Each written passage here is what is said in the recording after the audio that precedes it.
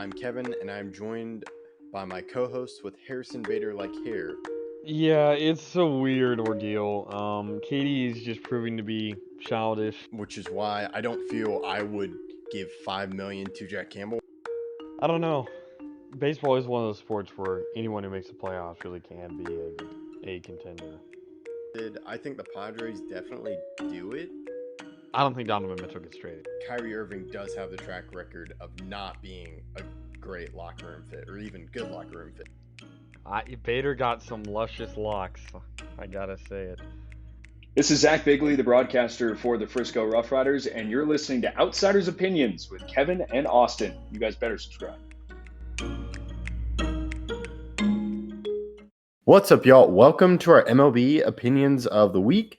We just did the World Series review, but it is already free agency season. Small moves have happened, but the man that posed this question, and I'm curious to talk to him because Roki Sasaki is an interesting, because they're already talking about him being the best prospect, or I've heard that being mentioned. I'm like, didn't we just have this with Yamamoto? And I'm, of course, asking that question to Austin.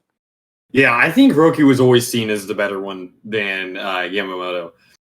With Yamamoto, he's a shorter guy. That doesn't necessarily matter. He can still throw the ball hard. But Roki Sasaki was the guy who was throwing 101 in high school.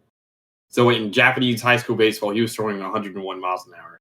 He was a very good in the WBC. He's been very good in the Japanese baseball league, and he's one of the best prospects since. He's probably the best prospect since Ohtani out of Japan. Wow, that's incredible, and that's really great for the game because you had, of course, Ohtani, and before him, you had, when I think pitcher, you had Yu Darvish, who I thought of, then Ohtani. Then you just have Yamamoto, and then the following year, Sasaki, who I think has had his, he's worked it to where he's entering the age at 23. I think Yamamoto is 26. Around. Yeah, Yamamoto is 26. So he was 25? Yeah, he was 25. So that's something interesting. But so I'm curious, you wrote the question, you have him as a Dodger? I think everybody does. He gets to really decide where he wants to go, and that seems like his top option because of Ohtani, because of Yamamoto, because of they're on the West Coast, so they're closest to Japan, and they're a very good team. Do you really see any chance that he goes somewhere else? And if so, where? Here's what I feel like. I've been thinking the Rangers are actually in talks with them. I know I said no on the Juan Soto. To me, I've been feeling, I know Cy Young went there and watched them. To me, the Rangers are a sneaky team to maybe pay for him. Dodgers, of course, they're going to keep paying. But I do think the Padres would be another team that should be considered because it would be a Padres move. They are in a weird spot. We've talked about how last year it looked like they were selling when they traded Juan Soto. Then they went and got Dylan Cease and Luis Arias. They're getting older with pitchers. Musgrove is out for the year, most likely, with his Tommy John. So he's a guy, Austin nodding his head. So Sasaki to me is someone where he could go sign the Padres and the Padres go after him because they do have that West Coast as well. So to me, I understand the Dodgers pick, but I don't think it's a guaranteed deal for Sasaki as a Dodger. I think it makes a lot of sense for him to go there too.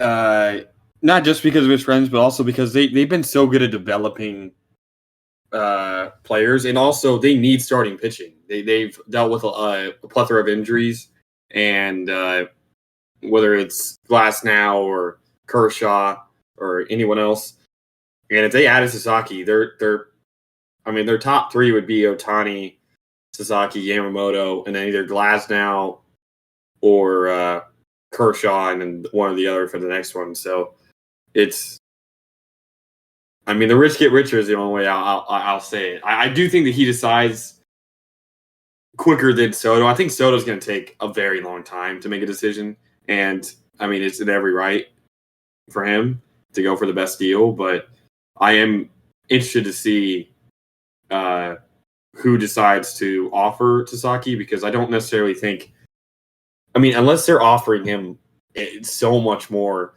than the Dodgers, I don't see how he wouldn't just go there. Yeah, to me, that's what I see a lot of teams pay for Sasaki more than what the Dodgers can, even though I know it's not really a salary cap in the MLB. I think it's got to be something close to what Yamamoto got. And to me, the Dodgers are already pushing it. So I view as Sasaki as someone where someone could overpay. I think the Cubs could be another team. So to me, there are a lot of teams, and I feel a lot of teams are going to go after it. But we'll have to see. And I do agree. Juan Soto to me is really is looking at the market, seeing what best deal he can get. He also does have Scott Boras as his agent, and they have taken a long time, especially recently. So that is all I got. I'll let you close this one out, Austin. Yeah, so let us know who you guys think Roki Sasaki will sign for, if the Dodgers are the only team you really see him going to, or if you're like Kevin and could see him being offered by a lot of different teams and giving them consideration. Thank you again.